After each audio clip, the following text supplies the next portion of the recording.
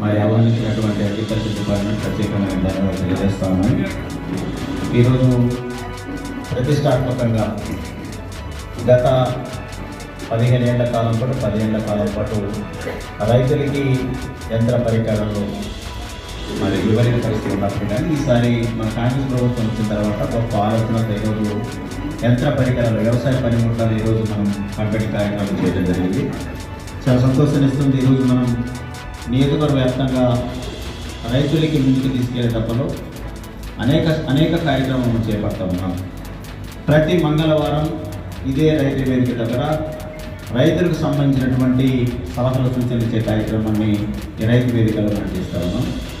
అదేవిధంగా ఎప్పుడు లేని విధంగా రైతులకి తగ్గ సలహాలు సూచనలు, ఏ పంట వేస్తే ఏ పంటకి మనం సాగుబడి ఎక్కువ బాగుంటుంది, దిగుబడి ఎక్కువ బాగుంటుంది, ఎలాంటి సాగులు చేయాలనే ఆలోచనకు కూడా ఈ సంవత్సరమే మనం శిక్షణ తరగతులు కూడా రైతులకు మొదలుపెట్టడం జరిగింది.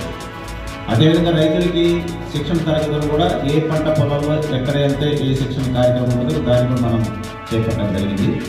అదేవిధంగా మన పంట పొలంలో పెట్టేటటువంటి ఏదైతే విత్తనం ఉంటుందో ఆ విత్తనాన్ని కూడా పరిశోధన కేంద్రం వారు పూర్తిగా ప్రక్షాళన చేసిన తర్వాత ప్రతి పంట పొలంలో కూడా ఈరోజు మరి అగ్రికల్చర్ ఆఫీసర్లు కూడా ఈరోజు ప్రత్యేకంగా పంట పొలాలకు పర్యవేక్షణ చేస్తూ ఉన్నారు.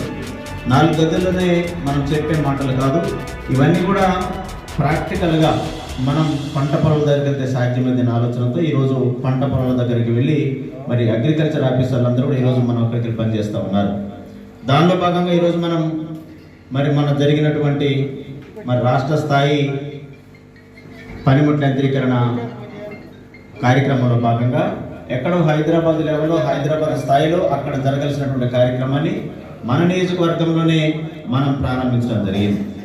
అదేవిధంగా హైదరాబాద్లో ఉన్న రాజేంద్ర నగర్లో ఎంత అయితే వ్యవసాయానికి సంబంధించినటువంటి సలహాలు సూచనలు ఇచ్చే కేంద్రం ఏదైతే ఉందో అలాంటిది మన అశ్వరాపేటలోని వ్యవసాయ కళాశాలలో పెట్టాలని చెప్పేసి మనం ప్రతిపాదన చేసినాం.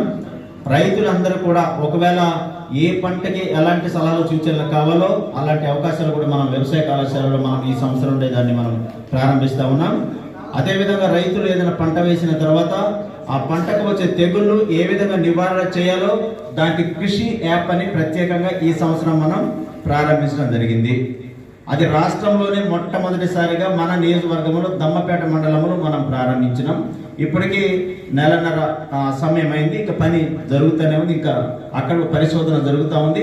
ప్రతి రైతు వద్ద ఏ పంట ఉందో పామెలు కానీ, జీడి కానీ, మామిడి కానీ, కొబ్బరి కానీ ఏ పంటకైతే మనం సాగులు చేస్తూ ఉంటామో ఆ పంట సాగు దగ్గరికి వెళ్ళి కృషి యాప్ ద్వారా ఈరోజు మనం పరిశోధన చేస్తూ ఉన్నాం. ఈ రోజుకి సుమారు 2 నెలలు పూర్తయినది. ఈరోజు కూడా మల్కారం గ్రామంలో కూడా ఈరోజు కృషి యాప్ సంబంధించినటువంటి పరిశోధకులు ఈరోజు అక్కడ ప్రోగ్రాం తయారు చేయడం జరిగింది. సుమారు 500 నుండి 600 మంది రైతులు ఈరోజు అక్కడ హాజరు కావడం జరుగుతూ ఉంది. అమెరికాలో ఉండే రైతు కూడా ఇక్కడ పంట వేసిన తర్వాత తన యాప్ ద్వారా అక్కడ ఉండి కూడా తన చేనును చూసుకోవచ్చు. తన పంట ఎలా ఉంది, ఆ పంట పొలంలో ఎక్కడైతే ఏ జబ్బు అయితే వస్తుందో అది ప్రత్యేకించి చూపిస్తూ ఉంది. దానికి ఏ మందు వాడాలో కూడా అదే చెప్పేస్తూ ఉంది. అంటే మనం ప్రత్యేకించి ఎక్కడెక్కడికి వెళ్ళి ఏ మందు వాడాలనేది మన పక్కన అడగనవసరం లే, కేవలం దాని ద్వారానే మనం ప్రత్యేకంగా చూసే అవకాశం కూడా మరి ఈరోజు కాంగ్రెస్ ప్రభుత్వం వచ్చిన తర్వాత అద్భుతంగా వ్యవసాయాన్ని ముందుకు తీసుకెళ్ళిన ఆలోచనతో చేసే గొప్ప ప్రణాళికలు తయారు చేస్తూ ఉన్నాం. అదేవిధంగా వ్యవసాయ కాలంలో చదువుతున్నటువంటి ఏదైతే స్టూడెంట్స్ ఉన్నారో వాళ్ళను కూడా ప్రతి ప్రాంతంలో ప్రాక్టికల్గా అన్ని ప్రాంతాల్లో మనం పంపించి కూడా పరిశోధన చేసే కార్యక్రమం చేపడతా ఉన్నాం. తెలంగాణ మరి వచ్చిన తర్వాత రైతే రాజుగా చూసేటువంటి తాపత్రయంతో గత 10 ఏళ్ళలో జరిగినటువంటి రైతునికి వెనకనెట్టిన తరుణంలో ఈరోజు కాంగ్రెస్ ప్రభుత్వం వచ్చిన తర్వాత రైతు రుణమాఫీ చేయడం కానీ, రైతు భరోసా కానీ, అదేవిధంగా మరి కింటకి 500 రూపాయలు బోనస్ ఇచ్చే కార్యక్రమం కానీ ఇలాంటి బృహత్తర కార్యక్రమాలు కూడా ఈరోజు రాష్ట్ర ప్రభుత్వం చేపడుతూ ఉంది. అందులో భాగంగా రైతులకు ఇచ్చే ఈరోజు యంత్ర పరికరాలు ఈరోజు మనం మీ అందరికీ పంపిణీ చేయడం జరిగింది. ఇది గతంలో లేనటువంటి గొప్ప తరహాలో మనం ఈరోజు ఇస్తా ఉన్నాం. ఒక్కొక్క పరికరం మీద తీసుకునేటప్పుడు 50% సబ్సిడీతో మీకు ఇస్తా ఉన్నాం. కాబట్టి రైతులందరూ కూడా సుభిక్షంగా ఉండాలి, ఆనందంగా ఉండాలి, వారి కుటుంబాలంతా కూడా ఆయురారోగ్యాలతో ఉండాలి ఆలోచనతో ఈరోజు మరి రాష్ట్ర ప్రభుత్వ ముఖ్యమంత్రి ప్రత్యేకంగా శ్రద్ధ చూపి అదేవిధంగా పెద్దల గవర్నీయులు వ్యవసాయ శాఖ మంత్రులు తుమ్మల నాగేశ్వరరావు గారు కూడా మరి యొక్క వ్యవసాయాన్ని మరింతగా ముందుకు తీసుకెళ్లాలని ఆలోచనకు తప్పనతో వారు తీసుకెళ్తున్నటువంటి ఆలోచనకి వారు ప్రత్యేకంగా ధన్యవాదాలు తెలియజేస్తూ అదేవిధంగా ఈరోజు భూ ఆధారిత కార్డును కూడా ఎందుకంటే వ్యవసాయం చేస్తున్న రైతుకి ప్రతి రైతుకు కూడా తన హక్కుగా ఉండాలనే ఆలోచనతో ఈరోజు భూ ఆధార్ కార్డును కూడా ఈరోజు ఇవ్వాలనే ఆలోచనతో మరి రెవెన్యూ శాఖ మంత్రి వర్యులు మరి పొంగులేటి శ్రీనివాసరెడ్డి గారు మరి ఆధార్ అంటే భూ ఆధార్ అనే కార్యక్రమాన్ని ఈరోజు మనం ఈ మండలానికి విగ్రహం చేశారు. పూర్తిగా రైతుకు సంబంధించిన భూమి తన హక్కు తనకు కావాలి.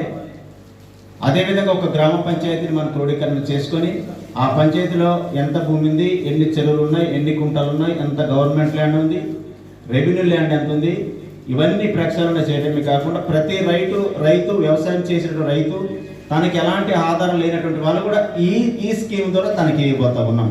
ఎలాగో ముఖ్యమంత్రి సహాయ నిధి నుండి ఈ రోజు వరకు 2,16,00,000 రూపాయలు ఈరోజు మరి ముఖ్యమంత్రి సహాయ నిధి నుండి ఈరోజు అందించడం జరిగింది. ఈ రోజు కూడా మీకు ఇచ్చేటటువంటి ముఖ్యమంత్రి సహాయ నిధి నుండి మేము చెక్కులు ఇస్తా ఉన్నాం. మీకు అందరికీ చెప్తా ఉన్నా, ఏదైతే ముఖ్యమంత్రి సహాయ నిధి నుండి తీసుకున్న చెక్కులకి ఎవరైతే మీరు తీసుకుని ఉంటారో మిమ్మల్ని ఒక్కటి అడుగుతా ఉన్నా, మీరు నాకు ఇచ్చే గిఫ్ట్ ఏంటంటే మీరు ఒక్కొక్కరిని ఈ సంవత్సరం పాటు 10 మందికి ముఖ్యమంత్రి సహాయ నిధి చెక్కులు ఇప్పించాడు చాలు. ఒక్కొక్కరు ఏదైతే నేను చెక్ ఇస్తానో మీరు వెళ్ళిన తర్వాత, ఏదైనా హాస్పిటల్ పరామర్శకి వెళ్ళిన తర్వాత, ఎక్కడ బంధువుల నుండికి వెళ్ళిన తర్వాత, అమ్మ మీరు ఎక్కడ ట్రీట్మెంట్ చేయించుకున్నారు, మీరు మరి దీనికి డబ్బులు ఇస్తుంది ప్రభుత్వం, వాళ్ళని మీరు ప్రోత్సహించండి, మీరు తీసుకోవటం మీరు సహాయం అందించినట్టయితే.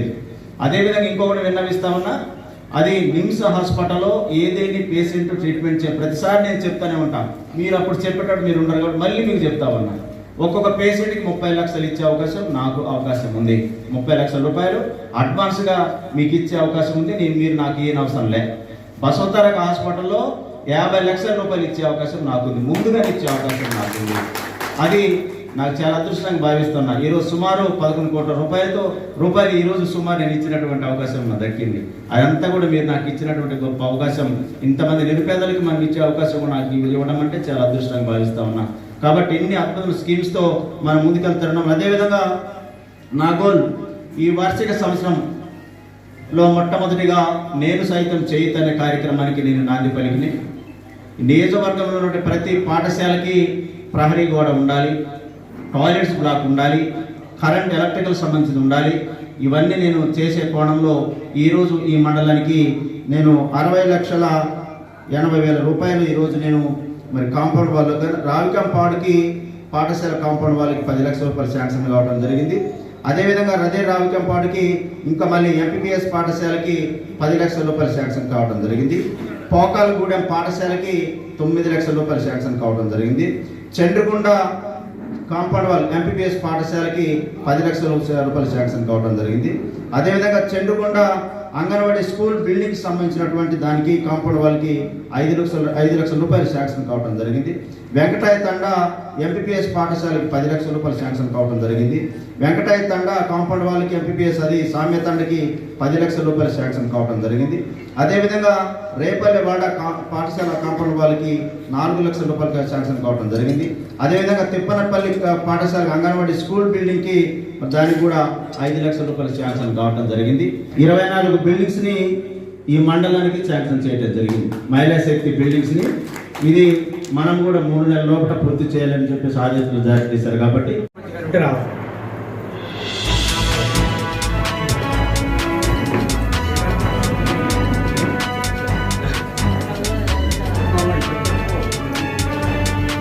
కోడెం నీరజ్ గారు వచ్చారు, సర్పంచ్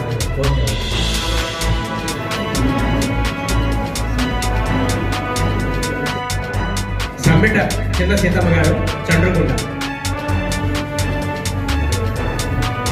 వత్తుల వెంకటరమణ గారు, చేకూరి వీర వెంకటమ్మ గారు, లక్ష్మి గారు,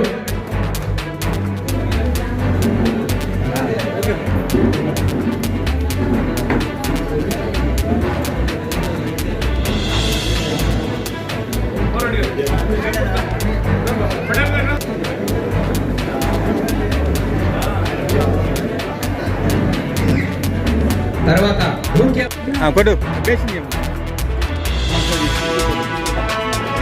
కింద పెట్టు.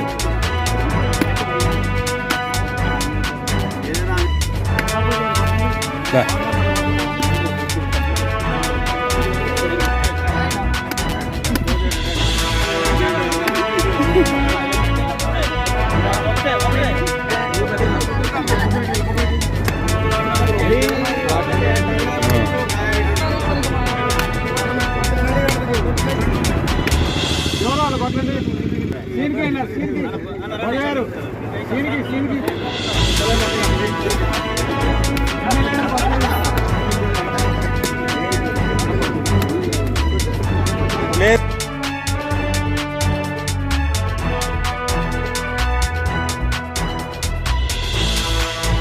ఇట్రా పండురా పండురా సూపర్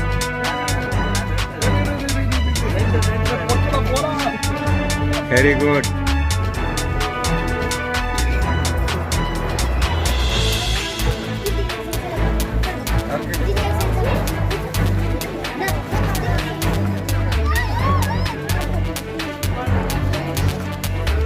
రెడీ